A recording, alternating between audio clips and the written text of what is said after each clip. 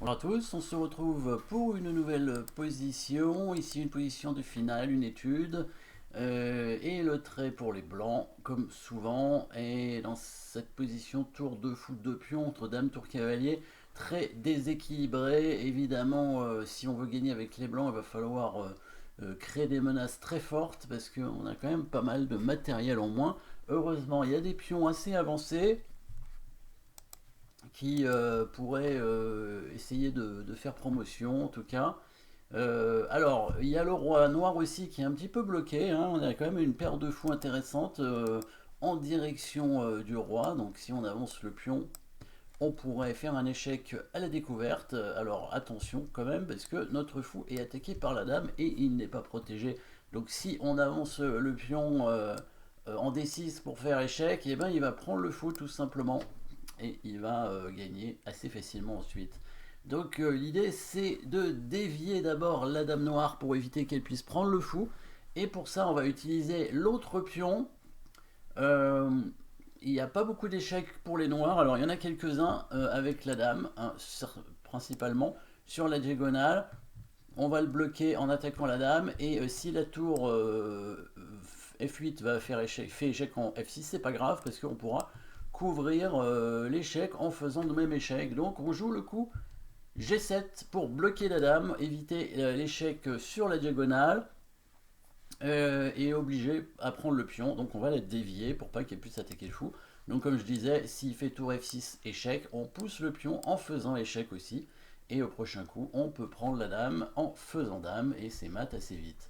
Donc ici, il n'a pas beaucoup de choix, il n'a pas d'autre échec. Si, il pourrait faire échec avec son cavalier, mais ça ne servirait pas à grand chose. On prend le cavalier avec le fou, et bah là, prochain coup, il faudra qu'il fasse attention à la menace de mat, hein, puisque le roi noir n'a plus de cases. Ici, il prend le pion. Il prend le pion parce que là, par contre, si on pousse le pion en D6, hein, bah, il aura la case en B8 pour le roi. Hein, c'est l'idée. Ici, avec l'échec en D6. Bon, de toute façon, on va faire échec en D6. C'est le bon coup. Alors, il ne faut pas faire échec en E8 avec la tour. Donc ça, c'était ce qui était indiqué dans la solution. Mais c'est pas bon. Il faut inverser. Il faut d'abord faire des 6 échecs très précis. Hein, les 6 échecs. Et ensuite faire échec avec la tour.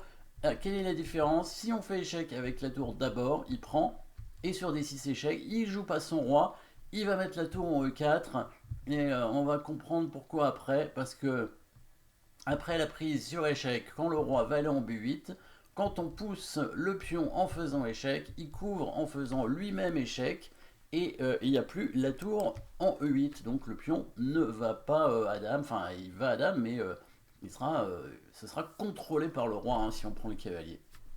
Voilà, et le roi va prendre le fou et il va protéger la case de promotion. Et là, le pion est perdu, quoi qu'il arrive. Donc, très important, ici, petit détail très important. Donc, un échec à la découverte ici, D6.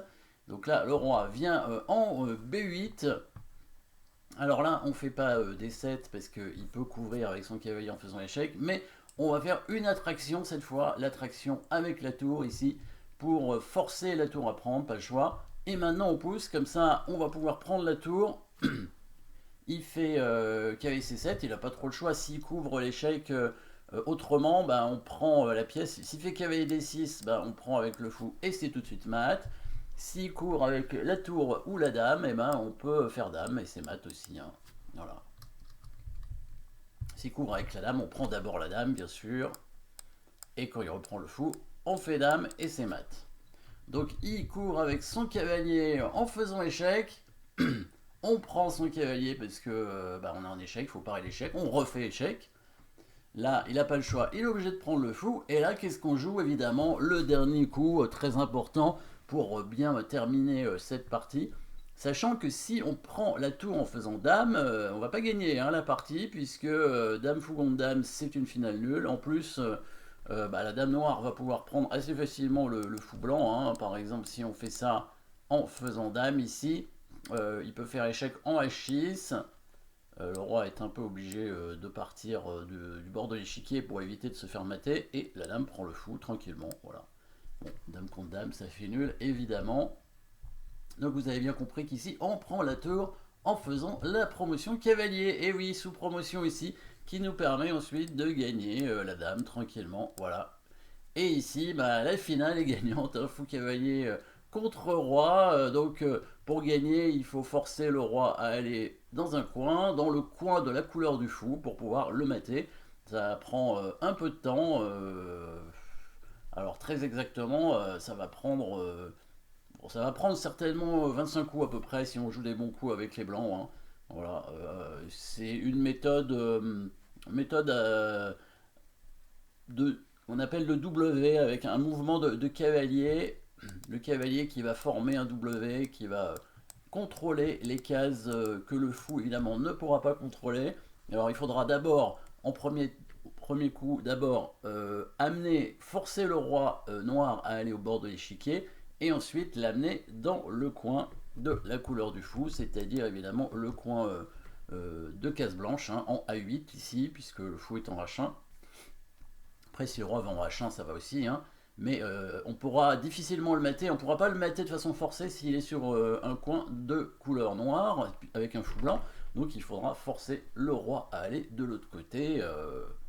On aura l'occasion peut-être d'en reparler une prochaine fois. Merci d'avoir suivi cette position. Alors, je ne peux pas vous donner le nom de celui qui fait l'étude, hein, c'est pas marqué. Donc, si vous la connaissez, vous pouvez la mettre en commentaire, hein, dire voilà, c'est une étude d'un tel.